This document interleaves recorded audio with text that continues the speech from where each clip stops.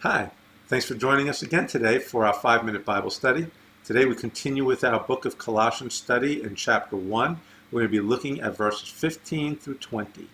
We're going to be looking at them as a whole today. We'll go through verse by verse moving forward. But I want to take a couple of seconds to just look at the context and recognize what's going on here. If you remember back in verses 3 through 8, we saw that Paul was praying a prayer of thanksgiving for the gospel and the power of the gospel on the Colossians. And then we saw after that, Paul prays from verse 9 to 14. Paul prays again. This time he petitions God for God to work in the Colossians, to give them what they need to understand the gospel fully and grow closer to him and know what truth is. So here we have Paul praying, thanksgiving and petitions, and then we come to this section here. Now this section here, verses 15 through 20, scholars call it a hymn. And that's really interesting because they recognize that there's certain things about the writing here in the Greek that we don't really see because we're reading it in English. But there's things here in the Greek that point to the fact that, one, it probably wasn't Paul that wrote this particular section, and two, that it has some poetry in it. And so what they recognize is that this is probably a hymn that Paul is reciting for us. That's good for us to know. When I write something, you write something, other people write books or what have you, they oftentimes don't just write what they say or think, they also write what other people may have said or written earlier.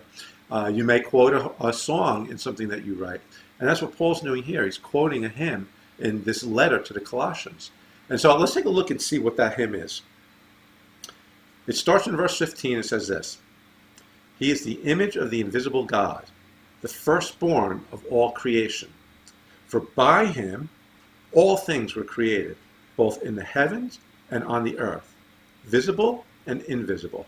Whether thrones or dominions or rulers or authorities, all things have been created through him and for him. He is before all things, and in him all things hold together. He is also head of the body, the church, and he is the beginning, the firstborn from the dead, so that he himself will come to have first place in everything. For it was the Father's good pleasure for all the fullness to dwell in him, and through him to reconcile all things to himself, having made peace through the blood of his cross. Through him, I say, whether things on earth or things in heaven. So there's the full hymn. Now, we recognize that Paul may have added his own thoughts in that hymn, so it may not be fully the hymn as it originally was when Paul wrote it, but basically he took that hymn and put in his own 2 cents here and there, and that's what it looks like. So the question then becomes, what's the point of the hymn? Why do we have this hymn here? And there's a couple of thoughts to that. We're not really sure 100%, but what we can say is this. The hymn gives glory to Jesus. It points to who Jesus is. It shows us what Jesus has done. And so remember Paul's reason for writing this letter.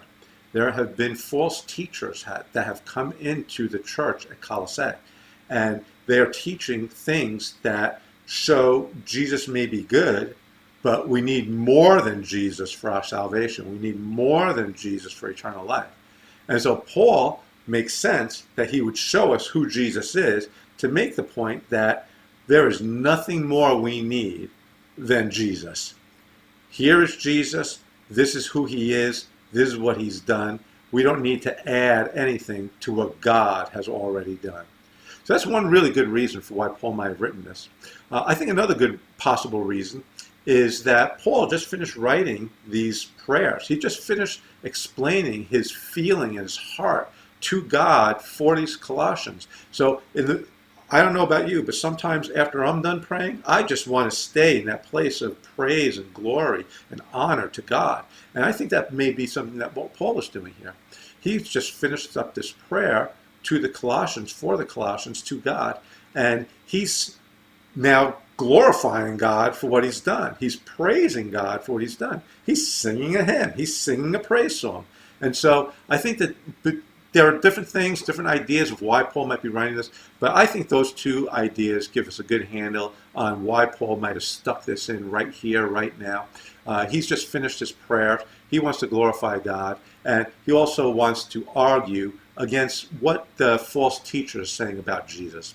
So here we have that wonderful, beautiful hymn that many think might have started just even 5 to 10 years after the death of Jesus. So very early proof that the church believed on who Jesus is right from the beginning.